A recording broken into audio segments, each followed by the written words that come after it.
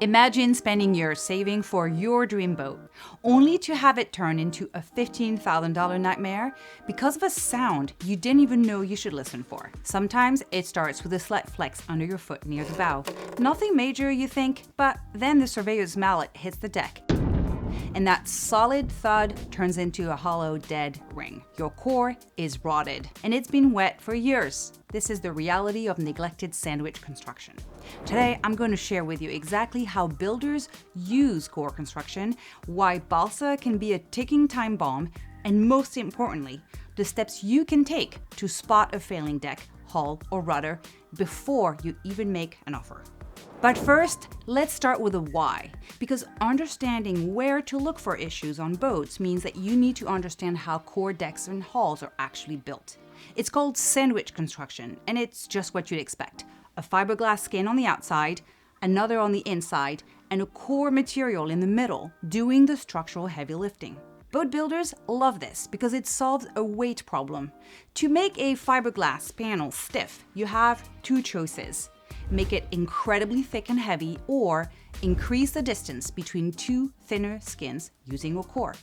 It is the same engineering principle as a steel I-beam. The result is a boat that is lighter, stiffer, and faster. And since the 70s, this has been the gold standard for production boats.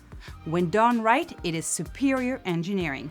But when the wrong material meets the wrong maintenance, then things get complicated. There are three main players in the core world, and one leads to heated debates. Number one, foam core, like Corcel or Divinicel. These are closed cell, meaning they naturally resist water. You'll find these in modern high-end builds. Two, Nomex honeycomb, aerospace grade strength, but rare in cruising boats due to the very high cost. And number three, end grain balsa. This is the most widely used core in history. It's affordable, bonds beautifully, and has incredible compressive strength.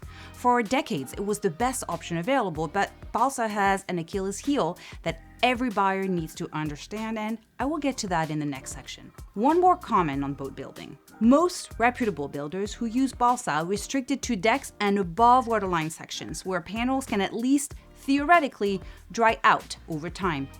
Below the waterline, where the hull is under constant hydrostatic pressure and never dries, the better builders use solid fiberglass with no core at all, or switch to closed cell foam. So when you're evaluating a specific boat, don't just ask if there is balsa in the core, find out where the balsa was used. The problem isn't the balsa itself, it's what happens when water gets in. Balsa is wood. First problem, wet wood rots. But the larger problem is that unlike foam, balsa wicks. Therefore, if water gets past the fiberglass skin through a leaky cleat or stanchion base, it doesn't just stay there. It migrates laterally, spreading the rot far beyond the original leak. Okay, ready for the scariest part? This damage can be years old before you feel it. And by the time the deck feels soft, the rot has usually already compromised the structural integrity of the panel. And while in theory the balsa is scored and saturated with resin, the reality is that the balsa cells aren't fully encapsulated, and therefore you'll read horror stories from boat owners about water intrusion causing major problems in their hulls. The moment water compromises the metal part of the sandwich, you're no longer looking at a single solid unit. What you've got now is the D word, delamination, and that's where the skins separate from the core. On a deck carrying rigging loads, that is a massive safety issue. I know some of you may not yet be familiar with this issue and wonder, but how does the water get in? Usually through hardware.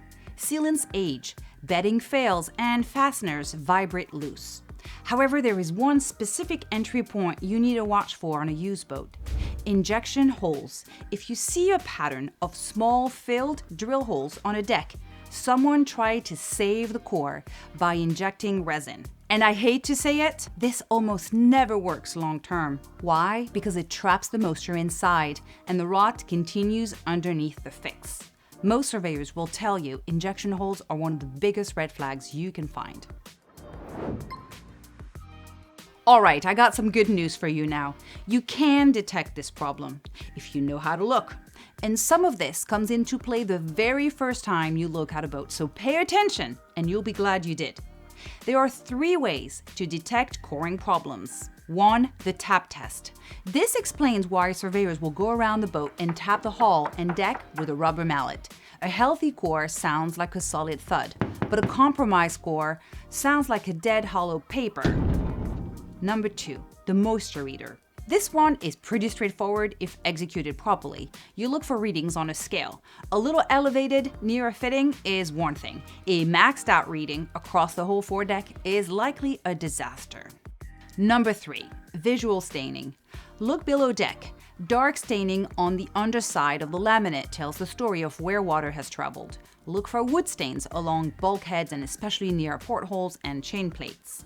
Before we get into the last section on how to buy smarter, we've created a boat inspection checklist to make it easier for boat buyers to spot potential issues with hull integrity. Our clients love it and it's completely free, so link in the description below. Core damage isn't always a deal killer, but it is a massive negotiation point. Here is how to think about it. A proper repair means cutting the skin open, removing every bit of wet and rotted core, letting the substrate dry completely, installing new core material, and re-laminating. There is no shortcut. Injection fixes don't work. They trap moisture inside and the rot continues underneath. That point is worth repeating because you will encounter sellers and even well-meaning surveyors who will suggest otherwise. The cost of professional balsa core repair to the foredeck of a 40-foot boat will easily run from $5,000 to $20,000 or more, depending on how far the damage has spread and where you're located. The number belongs in your negotiation. When a survey documents soft spots, be sure to get contractor estimates before you accept the vessel, and that figure becomes either a price reduction or a required repair on the seller's part before closing. Documented damage with a real repair quote is leverage. Warning to my boat buyers watching this now, do not let a documented repair derail your purchase. A boat with completed, properly documented core repairs is not automatically a boat to avoid. Someone else paid for the fix. If the work was done correctly, that section is often stronger and better sealed than the original factory construction. So ask for documentation, find out who did the work and what materials were used.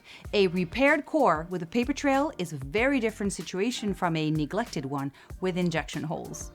If this is the kind of depth you want when evaluating a boat, subscribe and reach out to us directly at currentyachts.com. This is exactly what we do for our clients. The bottom line on cord hulls: cord construction is not a flaw, it's an engineering choice that has made modern boats lighter, stiffer, and better than what came before. Foam cores like Coracel and Divinicel are becoming more common and address Balsa's vulnerability at the material level entirely. And even Balsa, properly maintained by a disciplined owner who rebeds hardware and catches leaks early, holds up well over decades. The Balsa issue is likely to haunt buyers who didn't know what questions to ask. Boats that were properly cared for don't fall into that trap. Now, if you want to avoid 5-figure headaches, and not just in core construction, but when buying a boat as a whole, you need to know what to look for before you even spend your time and money on a marine survey. So watch this video next to see exactly how to spot these red flags during your first walkthrough. I will see you there.